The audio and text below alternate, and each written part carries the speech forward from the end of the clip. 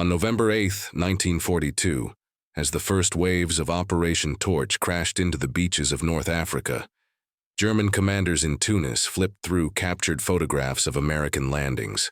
Grainy images revealed a curious little vehicle bouncing across sand dunes, a squat machine with no armor, no heavy gun, barely chest high. Some officers chuckled, comparing it to a toy wagon. "This is what Detroit builds for war?" one colonel reportedly sneered. To men who trusted Panzer steel and half-tracks bristling with machine guns, the tiny American Jeep looked ridiculous. Yet within weeks, reports from the front reached Berlin. Allied troops moved faster than expected.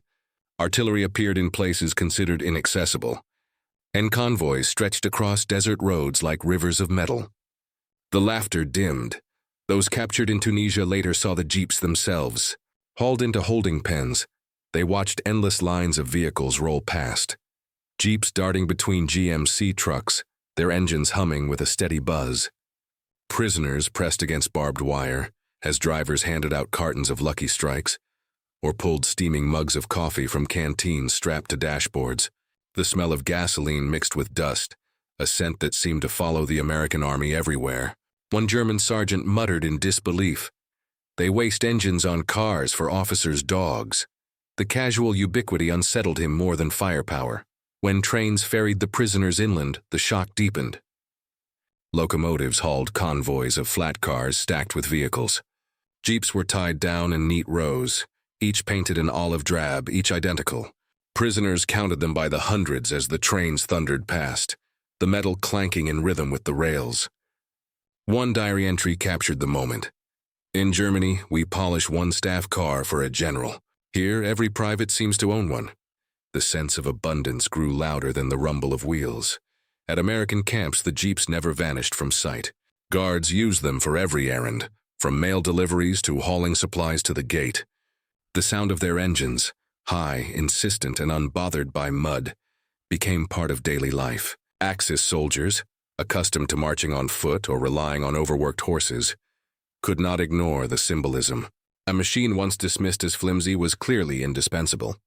As weeks passed, the jokes about toy wagons turned to uneasy silence. Rations mirrored the shock of mobility. Quartermaster reports show POWs received nearly 3,000 calories daily: bread, butter, meat, milk, and fruit. The smell of coffee pervaded camp kitchens, while the yeasty aroma of fresh bread drifted from bakeries run inside the wire. The prisoners connected these meals to the convoys they had seen. Food arrived because trucks and jeeps delivered it in endless quantities. The abundance on their plates was not accidental. It was carried on wheels. Prisoners whispered among themselves about numbers they overheard. American newspapers bragged that 277,000 jeeps had already rolled out of factories by late 1943. By the war's end, the tally would reach 650,000. Axis officers compared it to their own production. Germany's Volkswagen Kübelwagen barely surpassed 50,000 in the same years. The arithmetic was damning. For every light vehicle Germany produced, America built 10. For every road march in Europe, Allied columns stretched longer, faster, and more reliably than the Wehrmacht could manage. Electricity and trains powered the miracle. Camps were lit with bulbs that glowed all night, fed by grids producing over 200 billion kilowatt-hours annually. Freight trains roared past fences with over 100 cars each, hauling coal, wheat, and machinery. Prisoners noted that even in captivity, they saw more engines in a week than their armies possessed in a year. The sensory details, the vibration of the rails, the acrid coal smoke, the flicker of overhead lights, made denial impossible. Some officers tried to hold to ideology. They muttered that America's machines bred laziness, that soldiers reliant on jeeps would crumble without them. Yet each day guards arrived on time, mail was delivered, food was served hot, and patrols circled the fences without pause. Efficiency was undeniable. Hardliners sneered. But younger prisoners admitted quietly that mechanization gave the Americans a rhythm the Axis could not match. Mini reveals added weight. A prisoner assigned to a farm detail in Kansas saw a jeep pull a plow for demonstration, an experiment by local farmers curious about its strength. The small vehicle dragged furrows cleanly, its engine purring. Another prisoner saw a chaplain arrive in a Jeep for Sunday service, Bibles stacked in the back. Abundance was not only martial, it spilled into daily life, sacred and mundane alike. Numbers echoed through bulletins pinned in camp mess halls.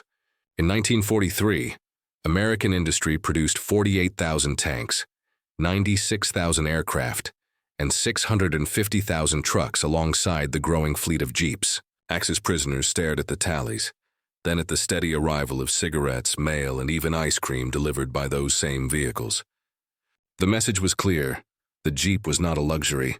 It was the connective tissue of a war effort measured in millions. By late 1943, many diaries recorded a shift in tone. Prisoners who had laughed at the stubby little car now admitted its significance. "It is their horse, their cart, their general's coach, and their soldier's legs," one wrote. The sensory details lingered. The whine of gears, the dust rising from tires, the smell of fuel. They realized that the same abundance that fed them also moved armies. For Kesselring and commanders still in Italy, the sight of convoys leaving Naples with thousands of trucks confirmed the same point. In a single month, over 50,000 vehicles poured into the Italian theater, many of them Jeeps. Every defensive line cracked not from lack of courage but from relentless mobility. Rome, Kesselring warned, could not be held against machines that erased distance, and yet the full meaning of the Jeep remained to be revealed. Prisoners had seen them in camps and on roads. They had heard their engines, smelled their fuel, and even ridden in their backs during transfers.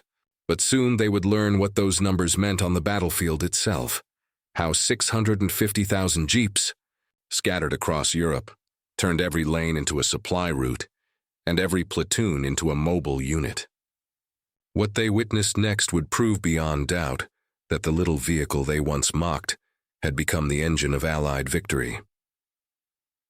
By early 1944, Axis prisoners who had scoffed at the little olive-drab vehicles began to hear rumors that the Jeep was only one thread in a vast web.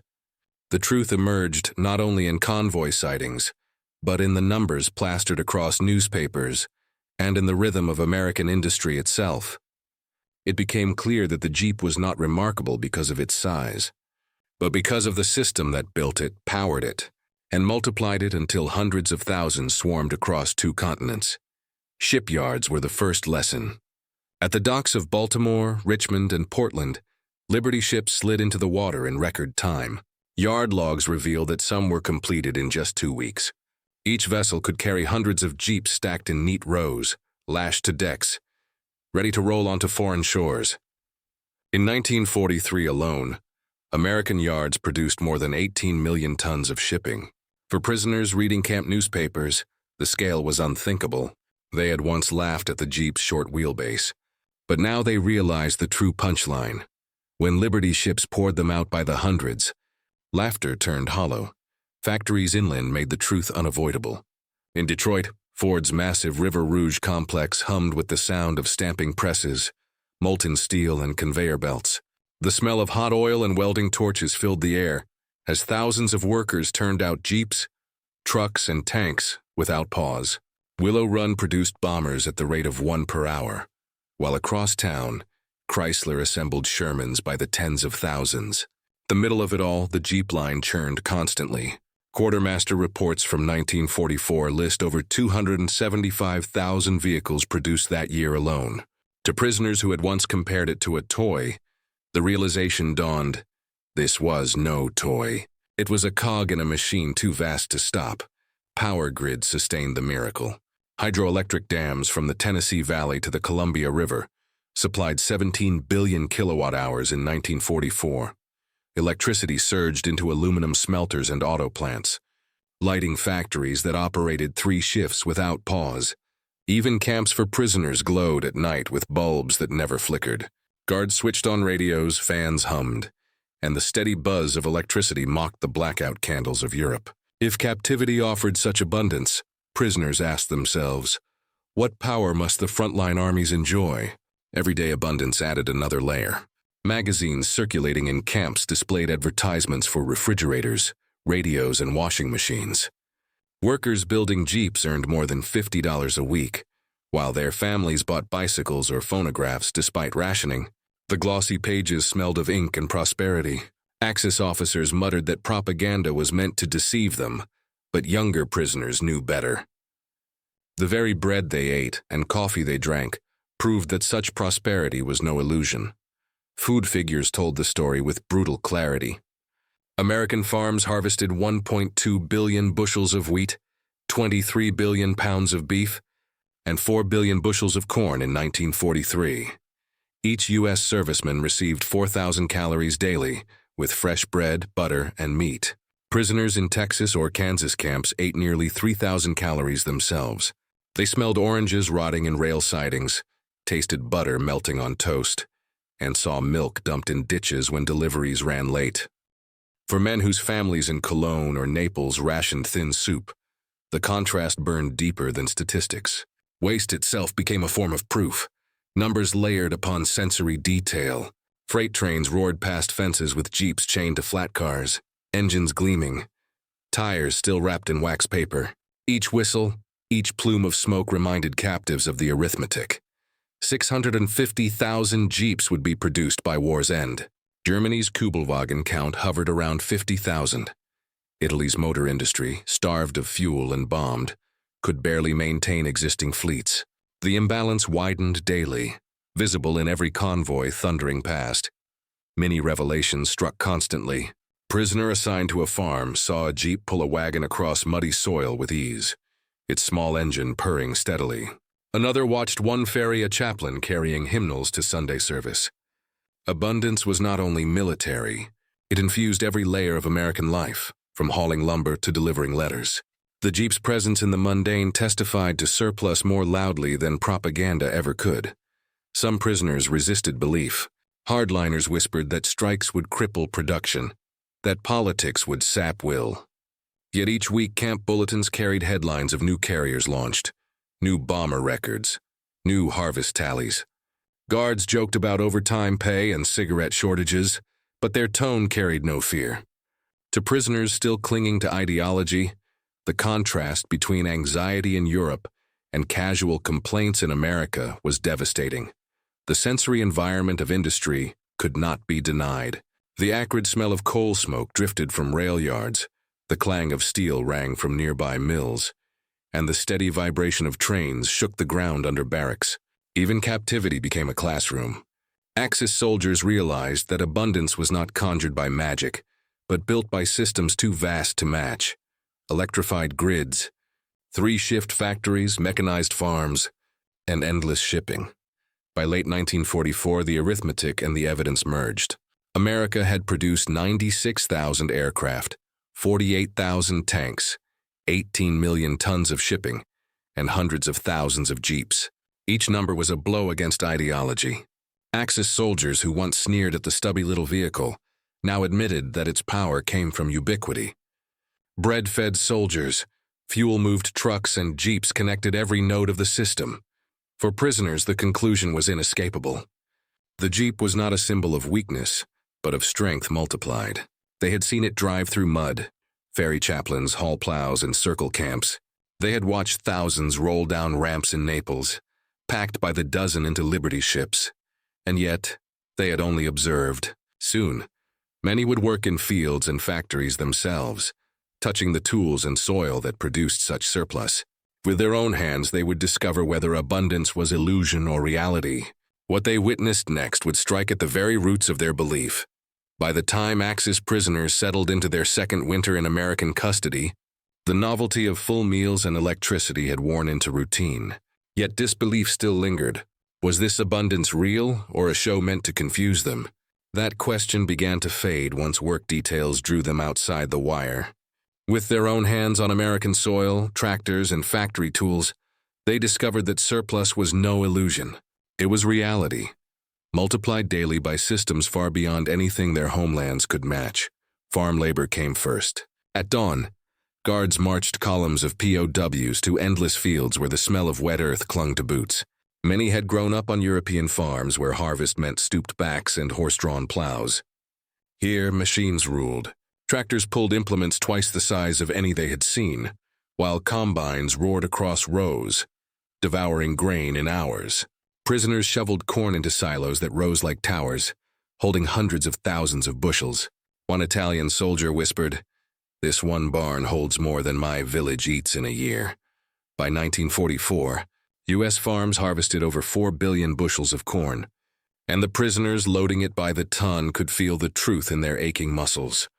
Orchard work stunned them even more. In Washington state, apple trees stretched into the horizon. POWs picked until hands were sticky with juice, the sweet smell of fruit soaking their clothes. Yet bruised apples were tossed aside, mountains of them left to rot. In Germany or Italy, families had boiled peels into jam. Here waste was casual. A German officer admitted in his diary that the sight of discarded food shook him more than propaganda leaflets ever had. "This land has more than it needs," he wrote, "and still produces more." Forestry details carried the same lesson. Minnesota, prisoners felled pine trees, resin sharp in their noses, while diesel trucks hauled endless loads to mills. Camp logs record over 12,000 cords of wood cut by POW crews in a single season. They saw offcuts burned in heaps, smoke drifting lazily into blue skies. At home, families scavenged splinters for firewood. In America, surplus went up in smoke. Factories gave the most jarring revelations. Prisoners assigned to canneries or textile mills stepped into environments where machines drowned every voice. The clang of presses, the hiss of steam, the smell of oil and hot metal. Every sense confirmed mass production. One German engineer captured in Tunisia gaped at shelves lined with spare engines. "We fight to keep one motor alive," he wrote. "Here they replace them like light bulbs." It was not exaggeration. In 1944, American factories built 96,000 aircraft and 40 billion cartridges. Even in captivity, prisoners saw the edges of that tidal wave. Amid labor, human touches complicated the picture. Chaplains visited regularly, some speaking German or Italian, offering services where hymns mingled with the smell of coffee drifting from nearby kitchens. At Christmas, camps roasted turkeys by the hundreds, kitchens filled with sage and smoke. Prisoners sat to trays heavy with stuffing and pies, while letters from home spoke of cabbage soup and bread lines. For many, kindness stung more than cruelty. Medical care shocked them as much as food. Infirmaries offered sulfa drugs and by 1945, penicillin. A young Italian POW stricken with pneumonia was placed in a clean bed under electric heaters, nurses checking his pulse with calm efficiency. He later confessed he might not have survived if treated in Naples. The antiseptic smell, the hum of heaters, and the steady presence of medicine contradicted every story of American barbarity told by Axis officers. Education programs widened the cracks. Camps organized classes in English, mathematics, even agriculture. Chalk dust floated through air as instructors explained crop rotation or mechanical engineering. A prisoner who had studied agronomy in Munich realized American yields came not from luck, but science. Another, attending a mechanical drawing course, admitted he had never seen textbooks so plentiful. Knowledge flowed freely, and its abundance mirrored everything else. Hardliners tried to resist. They warned fellow prisoners that generosity was bait, that Americans wanted to weaken them. Yet denial grew harder each day. One could sneer at decadence at night, then spend daylight stacking flour sacks so numerous that torn ones were discarded. He could rail against capitalism, then watch milk dumped when trains ran late. Reality was louder than rhetoric. Mini reveals carried weight. POW assigned to Kansas saw potatoes piled higher than a man, the earthy smell saturating barns. Another in Michigan stood ankle-deep in spilled milk, the sweet sour stench clinging to his clothes. Both new families in Europe begged for scraps. Here, surplus was abandoned. It was a revelation no speech could soften. Numbers confirmed every impression. In 1944, American farms produced 23 billion pounds of beef. Factories rolled out 48,000 tanks, and shipyards launched 18 million tons of shipping.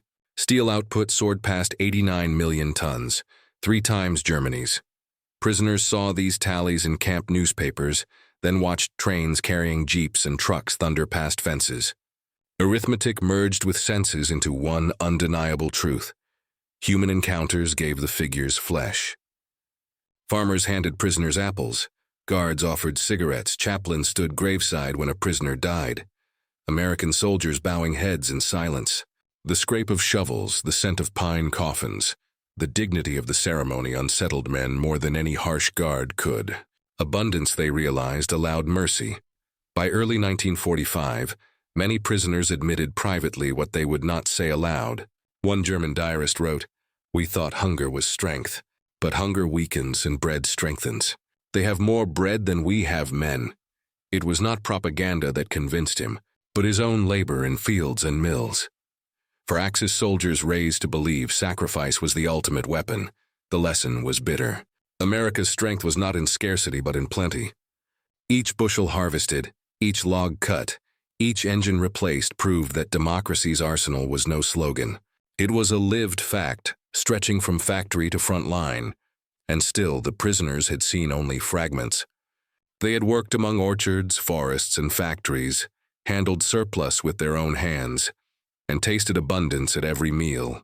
Yet the ultimate proof would come not in barns or mills, but on the battlefield, where convoys and fleets turned statistics into strategy. What they witnessed next would show beyond doubt that victory was written not in ideology, but in supply. By the time 1945 arrived, the prisoners no longer needed convincing.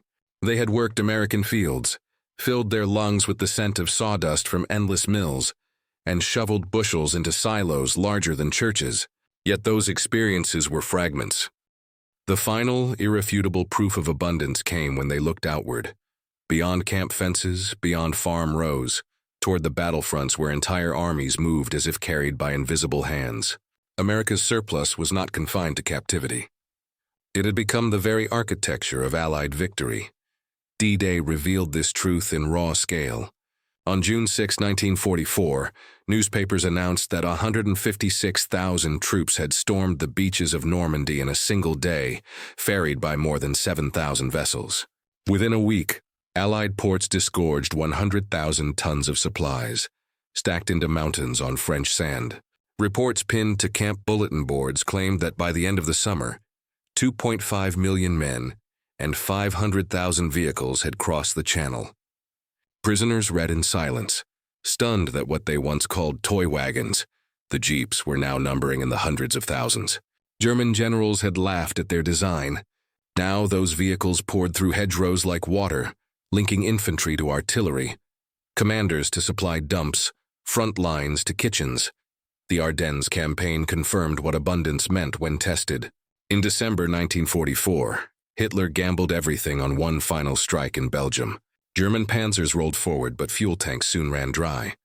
Letters arriving in American camps described Allied depots stacked with gasoline tins 3 stories high, enough to feed divisions indefinitely. Convoys delivered 60,000 tons of supplies each week despite blizzards. German infantry froze in thin coats, while American prisoners in Texas pulled U.S. Army blankets tighter around their shoulders, knowing that across the ocean, their captors' comrades fought with warmth and full bellies.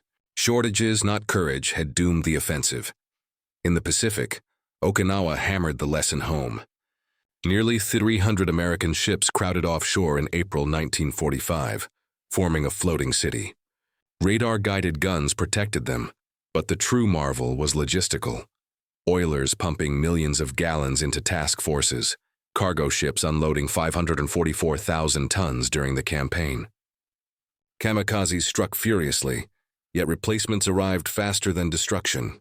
By summer, American forces operated as though losses were inconveniences, not disasters. Axis prisoners, reading the news under electric light, realized no sacrifice could exhaust such reserves. The arithmetic was crushing. In 1944 alone, the United States produced 96,000 aircraft, 48,000 tanks, and 18 million tons of shipping. Oil fields pumped 1.7 billion barrels. Steel mills poured 89 million tons. Farms harvested 4 billion bushels of corn and 23 billion pounds of beef. Ammunition plants churned out 40 billion cartridges.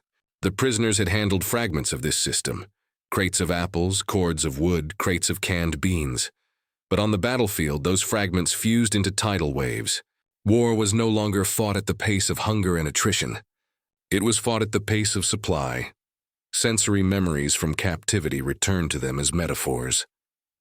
They remembered the hiss of coffee in camp kitchens and saw it echoed in headlines describing field kitchens feeding thousands in France. They recalled the hum of electric fans and imagined power grids lighting entire airfields at midnight. They remembered Jeeps circling fences and now pictured them swarming across Europe. 650,000 strong by war's end, each one a link in an endless chain of movement. After surrender, the contrast deepened.